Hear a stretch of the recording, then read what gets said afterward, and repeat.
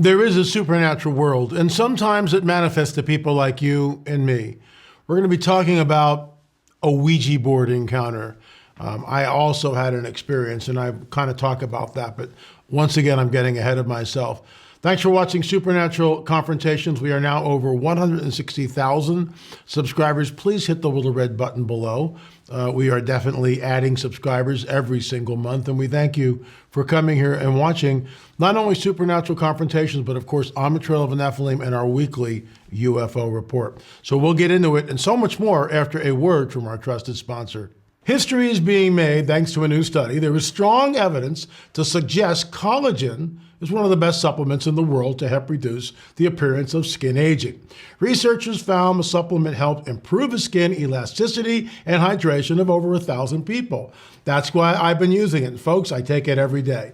Other products do not contain the same level of the 5 critically important types of collagen for bright, even, and younger looking skin, like my favorite collagen does. It combines the right types and the right amount of collagen your skin needs to help rejuvenate its elasticity. Unlock your secret to healthy aging with this amazing powder. Health with LA is notorious for selling out due to their high demand. If you order now, you'll get 51% off, free shipping, and a 60-day money-back guarantee. Get yours while you still can by going to www.healthwithla or visiting the link below. Robin joins us here today, and she had an encounter which I think you'll find absolutely fascinating. And I'm going to do some research on this. I'm actually going to try to find out, and if any of you web spiders out there want to do that for me, that would really be great. But I'm going to find out who actually manufactures the Ouija board, and I'm going to try to talk to a salesperson or an executive, why are you guys making this stuff? Because it's everywhere, and people buy them innocently, and then all sorts of crazy stuff happens. Here's Robin's testimony. I'll see you on the other side of the interview. Folks, our guest today is Robin, and I just applaud her for her courage and her ability to articulate events that happened literally decades ago. A very similar in the sense that when I was playing with that particular item, we'll get into that in just a little bit, and maybe I'll share that at the end because I had a very chilling experience. But Robin, first of all, thanks for coming on the record. I appreciate your boldness and your courage. Once again, folks, if you've got a supernatural confrontation, it's supernatural@lamarzulli.net, supernatural@lamarzulli.net. John Adam Hicks is our producer, so he will contact you with an email and we'll get you on. So we're getting up to speed. But Robin, thanks so much once again for taking the time off. Something happened to you when you're about 18. Yes. Tell us the story, please. Okay, well, a friend of mine and I were in my room playing with a Ouija board, and we were just, asking it silly questions and stuff. And I had a rosary in my room that it was my stepfather's, that he had it blessed by the Pope when he was in Rome. So we just thinking, well, I wonder what would happen if we laid this rosary across the Ouija board. So we did it, and the indicator just like flew out of our hands and knocked this rosary right off the board. Let me stop you right there. So for those who don't know, it's called, I think, a planchette. It's like a triangular shape. Yeah, it almost looks heart-shaped. Yeah. Yeah, like a planchette, heart shape. And you put your hands on it, 2 or 3 people, and and the thing starts to move on its own. Right. Because you're contacting a familiar spirit. So when you laid your hands on this, it just flew. Describe that? Yeah, we weren't even touch it. It just flew on its own. It just zoomed and just knocked it. So you hadn't even touched it? No. We had been touching it before we laid the rosary on it, and it was going around. Like I said, it was just, we were asking it silly questions. But that particular question, we barely had our hands on it, and that thing just flew off all about. We weren't even touching it, and we're just looking at each other like, what was that? Wow. So pick up the story from there. Then what happens? So we picked up the indicator again, and we stuck it back on the board, and we put our hands on it, and it started spelling out really quickly. And usually it kind of meanders and takes its time. But this was spelling it out really quickly, and it says, "I'm going to kill you." And we're like, okay, we're done with this. So we didn't want to play with it anymore. And I just left it on the desk in my room. So that night I was wearing a cross necklace at night. And I woke up in the middle of the night and I had my hands around my neck, like almost trying to choke me, but also trying to rip this necklace off. And I was like sat straight up in bed because I was scared. So this was not a dream. And I looked up and I had this picture on my wall. And I don't know if you can see it. There's like two little lion cubs. Yep, I can see it. Yeah. And when I looked at these, their eyes were glowing red and their teeth were showing. They were just like snarling in these red eyes. And then I noticed some movement down on the floor. And I had an Eeyore donkey that I had gotten from Disneyland, and its head was moving from side to side like this, and it was showing its teeth. And I just ran out of my room. I was scared to death. And my mother was up. She always stayed up late reading. And she's like, what's the matter with you? You look like you've seen a ghost. So I told her what happened. And so she walked back into my room with me and she saw the Ouija board. And my mom never liked Ouija boards. And I don't know why she let me have it. Or maybe she didn't even know I had it. I don't know. You can buy them so easily in a toy store. Yeah. And so she said, we got to burn this. We got to take this outside and break it and burn it.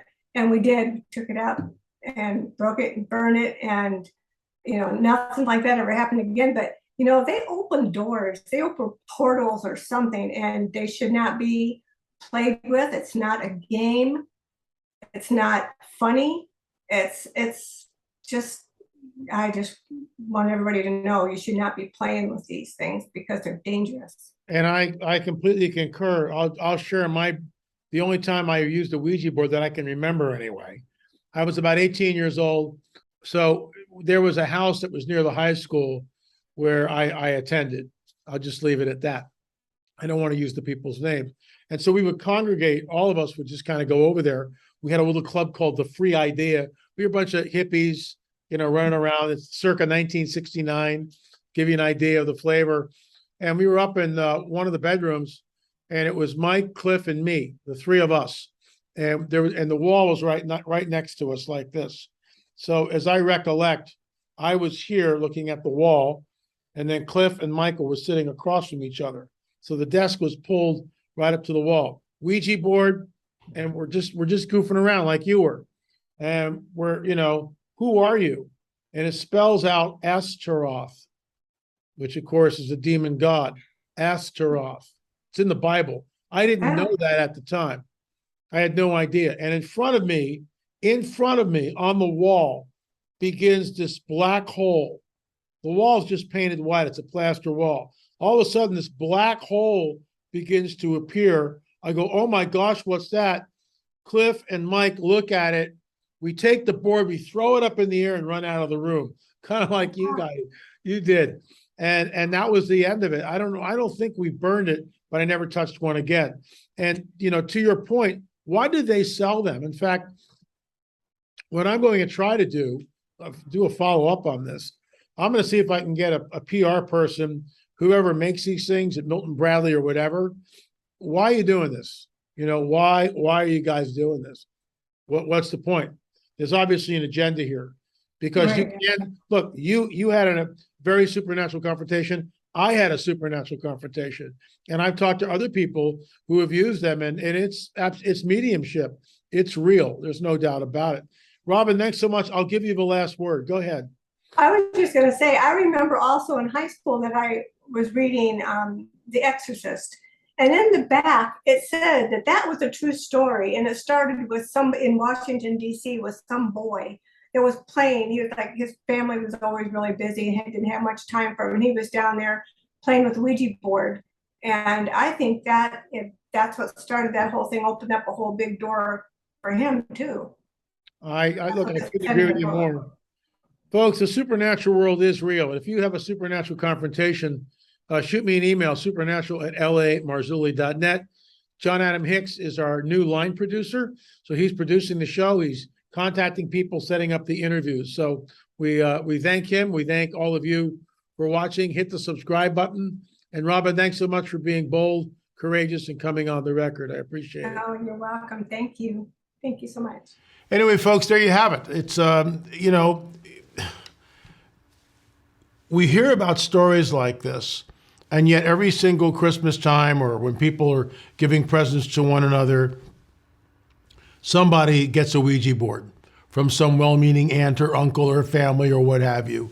And there it is. It's a gateway, in my opinion. It's a portal. It opens the door to the occult. I've experienced it years ago, but before I was a Christian, obviously. Robin had too. And a lot of young kids, this is the gateway into the occult. This is the gateway into witchcraft, into being demonized. In fact, if I'm correct, the actual Exorcist movie that, you know, took everything by storm, and it's just, I could go down that rabbit trail and I won't, but the Exorcist movie was actually based on the kid got possessed by using a Ouija board. Yet these things are sold everywhere. Maybe it's time for the church to stand up and start talking about some of this stuff.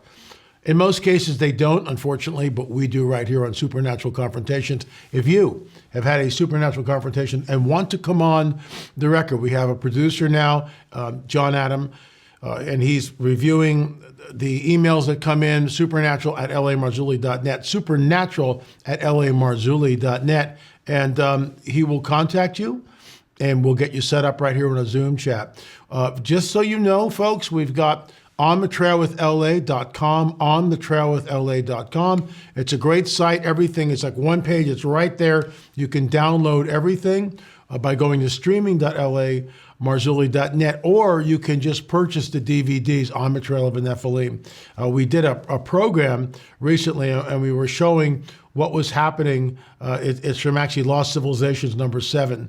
And we were on the island of Sardinia. Hopefully that'll come up maybe today or tomorrow, but it's riveting, and frankly, I want to go back to Sardinia. So lots of different ways to support what we do here and also educate not only yourselves, but your loved ones. That's why we're on the trail. And of course, now Congress has declared that aliens, UFOs are a threat. So watch our UAP, our weekly UFO update. Thanks so much for watching Supernatural Confrontations. Remember, there is a supernatural world, and sometimes it manifests to people like you and me. Thanks so much for watching.